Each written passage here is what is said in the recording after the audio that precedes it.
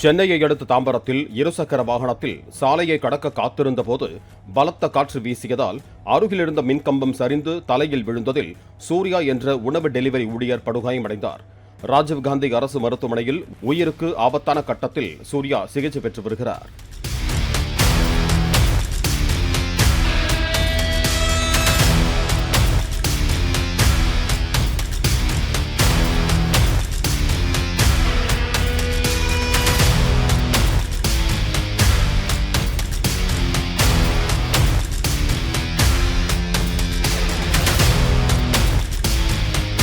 Play store மற்றும் app ஸ்டோரில் இருந்து பாலிமர் செயலியை QR கோடு மூலம் பதிவிறக்கம் செய்யுங்கள். செய்திகளை உடனுக்குடன் பெறுங்கள்.